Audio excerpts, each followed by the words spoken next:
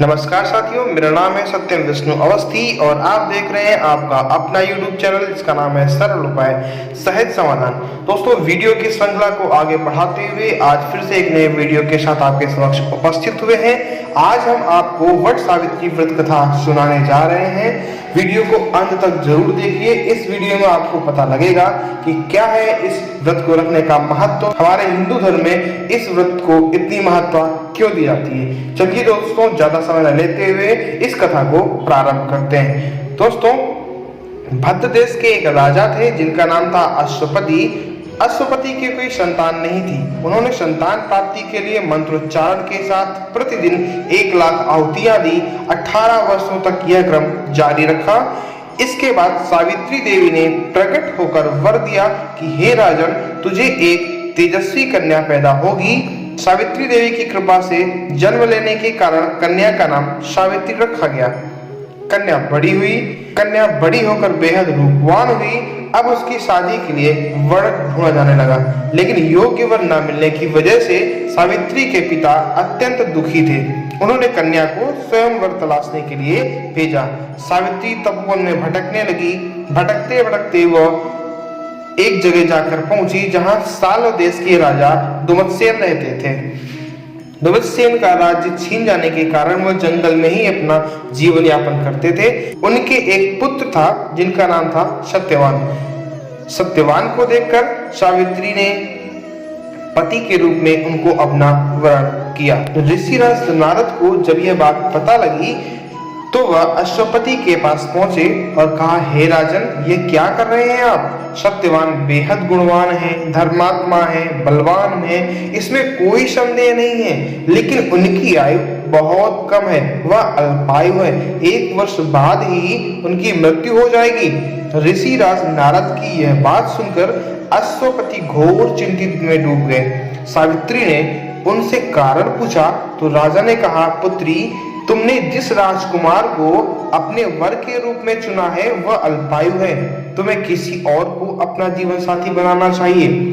इस पर सावित्री ने पिता से कहा, आर्य कन्याएं अपने पति का एक बार ही वरण करती हैं। राजा एक बार ही आज्ञा देता है।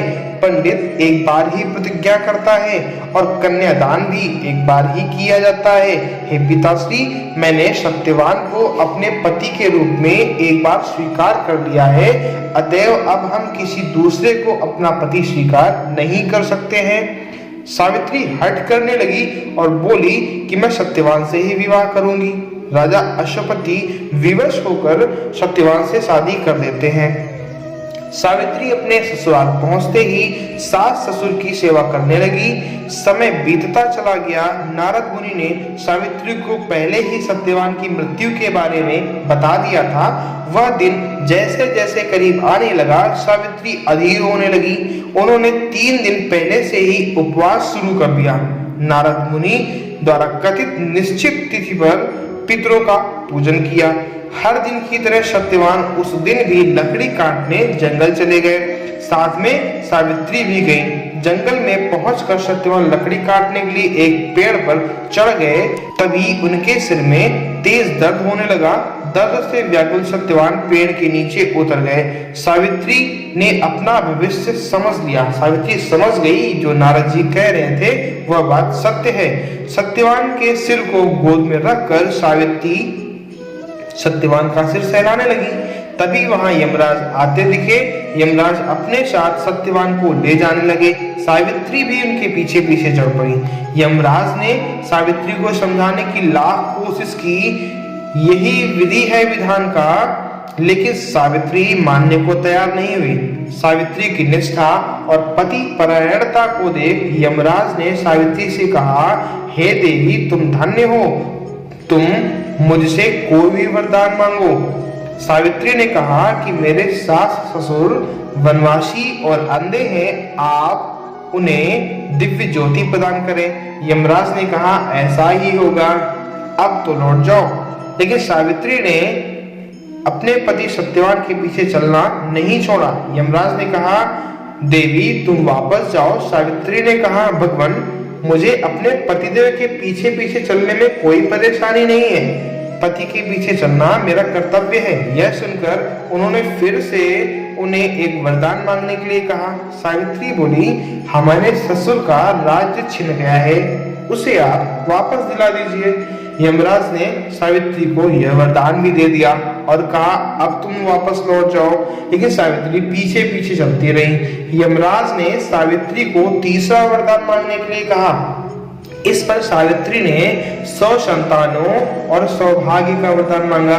यमराज ने इस वरदान को भी सावित्री को दे दिया। सावित्री ने यमराज से कहा कि हे प्रभु, मैं एक पतिव्रता पत्नी हूँ और आपने मुझे पुत्रवती होने का आशीर्वाद दिया है। यह सुनकर यमराज को सत्यवान के प्राण छोड़ने पड़े। यमराज अंतर ध्यान हो गए और सावित्री उसी वट वृक्ष के पास आ गई जहां उसके पति का मृत शरीर पड़ा था। सत्यवान जीवंत हो गए और दोनों खुशी खुशी अपने राज्य की ओर चल पड़े। दोनों जब घर पहुंचे तो देखा कि माता पिता को दिव्य ज्योति प्राप्त हो गई है। इसी प्रकार सावित्री सत्यवान चिरकाल तक राज्य का सुख भोगते रहे।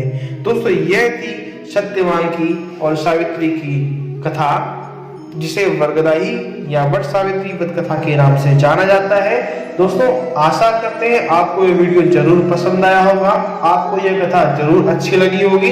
कमेंट में आप हमें जरूर बताइएगा आपको ये कथा कैसी लगी, और अगर अच्छी लगी हो तो अपने दोस्तों, अपने इष्ट मित्रों, पारिवारिक शक्ति संबंधों के साथ ये वीडियो जरूर शेयर कीजिएगा। दोस्तों, आपने अपना अमूल्य समय दिया, इसके लिए आपका बहुत बहुत हृदय से धन्यवाद।